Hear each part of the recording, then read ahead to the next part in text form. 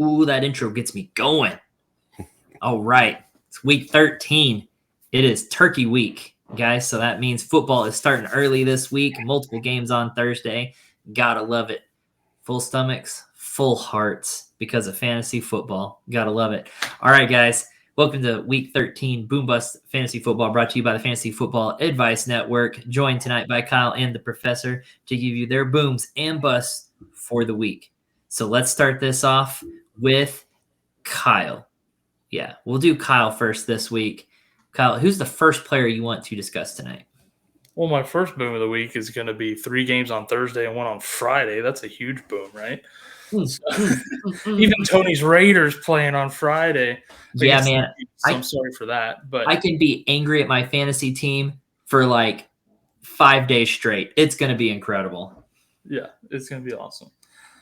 My first player of the week is going to be a bust, Mr. Nick Chubb. He had a great game last week against Pitt, which honestly nobody saw coming. He had like 20 carries, I forget how many yards, a couple of touchdowns. Well, this week he plays Denver, and I definitely don't think that lightning strikes twice. Denver's actually been tougher than Pitt against the run as of late, so don't let last week trick you into starting Nick Chubb this week. No, you said it. Nobody saw that performance coming last week. Like, what in the world was that? So, getting into the end zone twice really boosted him. And so, lightning striking twice? Don't think so. Not in my book. All right, let's hop over. Let's hop over to the professor, which is this way. And who's your first player this week, Professor? Yeah, I've got quite a bit of Zay Flowers this year. He's been solid all season, top 10 wide receiver. Just do not like the matchup this week against the Philadelphia Eagle defense. Got a little bit of Corey disease there. It's contagious. The Eagles have been pretty much, their secondary has been playing kind of lights out.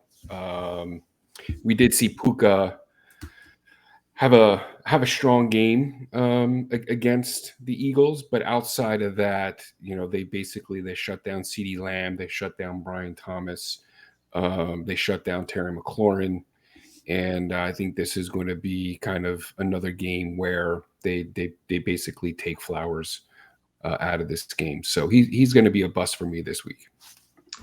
Yeah, I'm with you. I don't like the amount of volume Flowers gets enough to overcome what Philly brings on defense. Puka definitely gets more targets, and so that helps him in that case.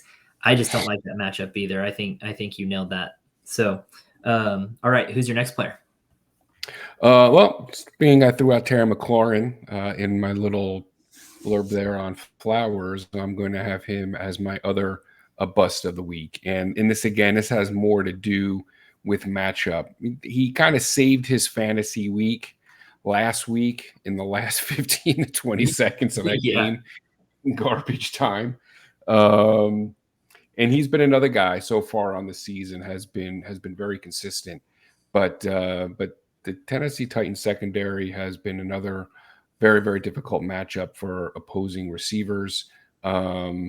I do not like him in this matchup with the Titans really being a bottom 4 matchup for the receiver position. So he's going to be another bust for me on the week. Yeah, it's a smart move. It's really easy to get distracted by that big number last week if you didn't actually pay attention to the game, if you didn't watch the game and see how he acquired those numbers on pretty much that one play. Yeah, right. Exactly. With 30 seconds left. Yeah, his volume has not been great. Starting week 9, 3 targets, 6 targets, 2 targets, and then 6 again. It's just that volume is not there. And then in a tough matchup, I'm kind of worried about McLaurin, but he definitely saved his week last week. So good call on that one too. Eventually, I'll find something to disagree with on you. I'm sure of it. Eventually, and we'll cover that at the end. All right, Kyle, let's head over to you. Who's your next player? You know what? I'm going to give you my other bust too, so that we can just everybody end on a happy note on Turkey Week. Right? There you go. I like it.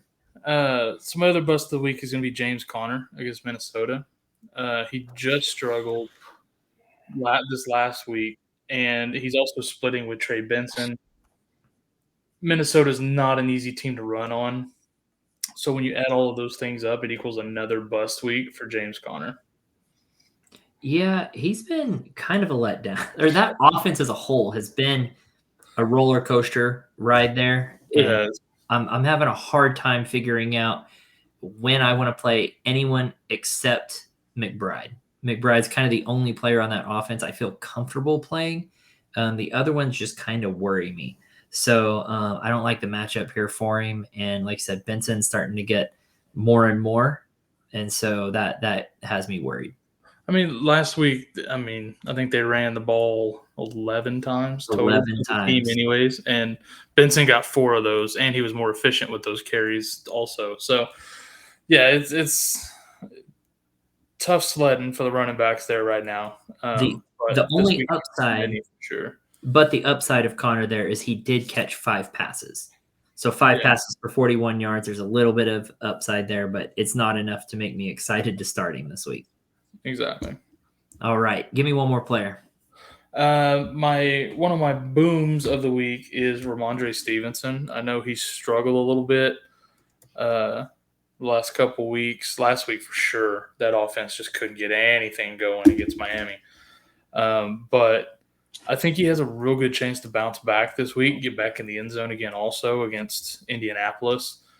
Even if I know last week Gibson had a few more carries and was more involved, but I think some of that was game script. Rhamondre is still going to be your guy, and he's definitely going to be the one more likely to score. So I like him to bounce back this week a lot against that Indy defense. I agree. I'm not scared of that Indy defense there, but Gibson also doesn't worry me at all. There was talks earlier in the season of him, he's going to take over as the number 1, and he's going to start over Stevenson and stuff. Yeah, didn't buy into any of that, and it'll never happen. He has shown not to be near as efficient as Stevenson. Stevenson is the number 1 guy, so that doesn't worry me at all. I like that pick as well. All right, back over to you, Professor. Throw me some good news. I'll give you some good news now. Guy I really like an awful lot this week. DFS, if you have him in your on your fantasy roster. Of course, if you have him, it's unlikely you would sit him anyway. But that's Mr. Garrett Wilson with the New York Jets. Interestingly enough, he was a top 5 fantasy receiver going into their bye week this past week. And this week, he is picking up a matchup versus what has been the best fantasy matchup for opposing receivers over the past month. There's no better matchup right now in fantasy football at the receiver position than the Seattle Seahawks. So I'm starting Garrett Wilson with confidence, and I'm looking for him to have a big boom this week in that game. It's hard to argue that. He's been fine since Adams has come in. So I know people got really down on him, really worried. All the memes and things on social media that were just like, man, if you're a Garrett Wilson owner, just being so upset now. And he's been fine. So when the offense is fine, he's fine, right? But I do love this matchup, and he's still sitting at number 6 wide receiver even after having a bye week. So that's how decent he's doing on the season. I'm trusting Garrett Wilson. If you sit him, you better have some much, much better options. So just doubtful. Yeah, which is highly doubtful that you have a better option than Garrett Wilson. All right, Tony, give me your last one here. More good news. Well, my last one here is going to be bucking the trend, I guess, a little bit, and that's Marvin Harrison Jr. I don't know what really happened to this guy, coming off of that blow-up game. I think what is in week 2. Yeah. There's been very, very inconsistent at best, and he was up against the Seattle defense last week and put up a little bit of a goose egg. But this week he gets the second best matchup for the fantasy wide receiver position, and that is the Minnesota Vikings. In particular, he's going to most likely be lined up against Stephon Gilmore, who's been very susceptible this year. I like him in this game. I've got this as a spot for him to give us a bit of a boom. Yeah, I think for the same reasons I didn't like Connor, I like Marvin Harrison. I feel like they're going to have to throw the ball more this game. And so I think that makes him kind of on the upward trend for a good result here. And speaking of upward trends, speaking of the roller coaster of that offense, looking at his season, it's literally been high game, low game, high game, low game. So it's kind of a superstitious, silly way to pick, but it's his time for a big game. I'm just throwing it out there. So it's like picking the prettiest horse in a horse race, right? So that's how I'm picking right there. But I like the pick. All right, Kyle, back over to you. Bring us home. Yeah, so my last boom of the week, and honestly, he's going to be a must start this week and every week going forward the rest of the season, and that's Bucky Irving. This guy has taken over the backfield from Rachaad White. Even the passing work, he outpaced Rachaad White this week, 6 receptions to 1. Like, he's the number one guy there. He's a stud. He's got Carolina this week, Vegas, the Chargers, Dallas, and Carolina again in the championship. He's a must. He's an RB1 the rest of the way, in my eyes. I love Bucky. Now, he did take over a lot of that passing work. He had 5 more targets and 5 more receptions. They both had the same amount of carries, him and Rachaad White, but Bucky just did. He's much more efficient, better with them. Yeah. So I feel like he really is coming on as their number one option there. Rachaad White's still a pretty solid number 2, but he's been bumped down. It does seem so. I love Bucky from here on out. And I think Rachaad only got as many carries as he did was because of the lead on the Giants that they had. Yes, he came in at the end and got that work. So, yep, it's a bit. When the game was on the line, it mattered. Bucky's your guy. Yep. He definitely inflated some numbers at the end, kind of like McLaurin that we were talking about earlier. So, All right, guys. Well, surprise, surprise. I have a surprise boom or bust question for both of you guys. And Kyle, we'll let you go first on this. What is your boom pie for Thanksgiving and your bust pie for Thanksgiving? Boom pie is chocolate pecan. Grandma used to make it. Now our stepmom makes it. Amazing. Bust pie. Is there one? Sweet potato, maybe? You think it's pumpkin, you get sweet potato, and it just that's not right. The world's not fair. I love it. All right, Professor, your turn. Boom pie, bust pie. Well, my mother-in-law makes a killer cherry pie. So that's my boom pie. In just kind of a little tip, there's nothing like cherry pie refrigerated overnight. So there's something about a nice refrigerated cherry pie that just hits all the right notes. Well, at the same time, there's nothing like a warm apple pie. Yeah. To each his own. Give me the cherry. I think my bust pie. I'm gonna go pumpkin. I'm just worn out on pumpkin pie on Thanksgiving. I like the cherry because it's different. It's the only time of the year we get it. So I'm all in on cherry, and I'm punting on the pumpkin this year. Wow. I told you, Tony, that we would have something we would disagree on tonight, and it would be at the end, and you did not disappoint. All right, guys, that's going to do it for us. What's your boom and bust pie? You don't get away that easy.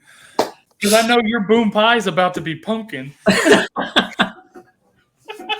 Yeah, no, my boom is pumpkin pie, and my bust is cherry pie. That's what it is. That's my bust pie. Bust pie is anything that's not pumpkin. That's right. No, I do like that chocolate pecan. That is my Thanksgiving favorite there because it is a family recipe thing. And so it's kind of nostalgic and something I really enjoy. My bust pie is pretty much any fruit pie because I'm not huge into fruit pies. So He's I'm a texture guy. It's a texture thing. I like the flavor. I can't do the texture. So even cooked apple, I can't do or anything like that. So that's my bust. So weird. So good luck to everyone on your week 13 matchups, except for the professor because he has terrible taste in pies. So good luck this week, guys. All right, fellas. Happy Thanksgiving. We are here. We are here. FantasySportsAdvice.com, offering the best fantasy sports social media platform. Why join endless Discord communities or the trolls of Reddit? Fantasy Sports Advice is a community designed to help you win with 24/7 support. Go to FantasySportsAdvice.com and become a pro member for unlimited access. Again, go to FantasySportsAdvice.com today.